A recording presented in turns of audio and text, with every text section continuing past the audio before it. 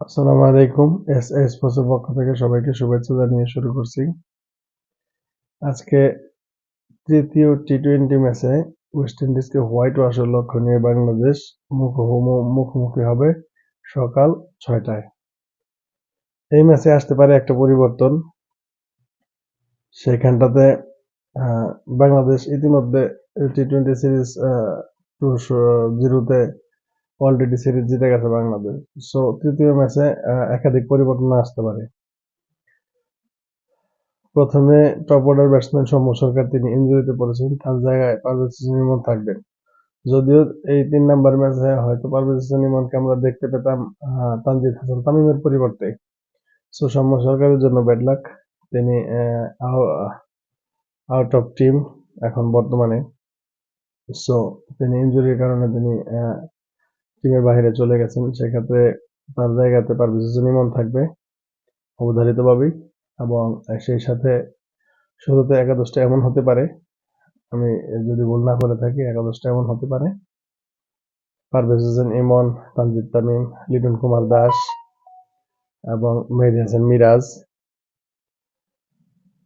মেহেদী হাসান মিরাজের পর যথারীতি জাকির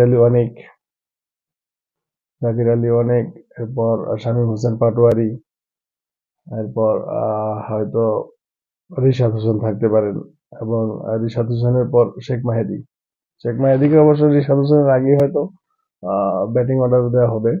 রিশাদ হোসেনের আগে শেখ মেহেদীকে যদি দেওয়া হয়, তারপর রিশাদ হোসেন থাকবেন।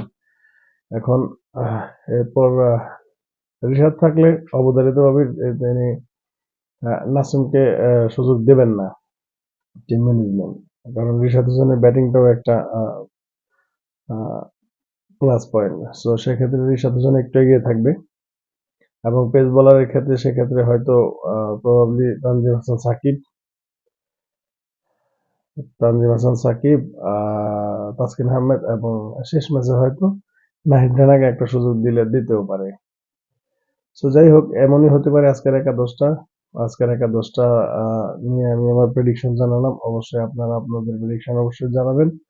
এবং কথা হচ্ছে ওয়েস্ট ইন্ডিজের একাদশ। দেখেন, ওয়েস্ট ইন্ডিজের একাদশে কে ফিরলো না, কে থাকলো না, সেটা বাংলাদেশের জন্য আসলে খুব একটা দেখার বিষয় না। কেননা ওয়েস্ট ইন্ডিজের টিমে যারা আছে, প্রথম দিক থেকে আমি যদি হিসাব করি, Brandon King, Andre Fletcher, Rovman Powell,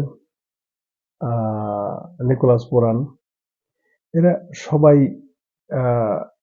পরীক্ষিত পারফর্মার। এদেরকে নিয়ে নতুন করে বলার কিছু নাই। টি-টোয়েন্টিতে এরা যে কত বড় ডেঞ্জারাস, এটা আমি না বললে পরেও আপনারা সবাই জানেন। সো এদেরকে নিয়ে পরীক্ষা নিরীক্ষা না করে বাংলাদেশ তাদের নিজেদেরকে নিয়ে পরীক্ষা নিরীক্ষা করা উচিত।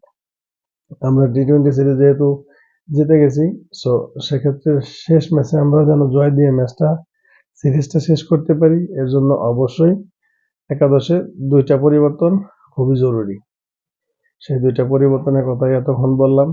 জানি না আপনাদের কেমন লেগেছে। আপনারা অবশ্যই আপনাদের প্রেডিকশন করবেন, আর বাংলাদেশের ক্রিকেটের সাথেই থাকবেন। বাংলাদেশ যেন ওয়েস্ট ইন্ডিজ সিরিজটা খুব সুন্দর মতো শেষ করতে পারে এবং সেফলি বাংলাদেশে যেতে পারে। এরপর বিপিএল নিয়ে অনেক কথা হবে। সো সবাই ভালো থাকবেন, সুস্থ থাকবেন, নিরাপদে থাকবেন। আল্লাহ হাফেজ।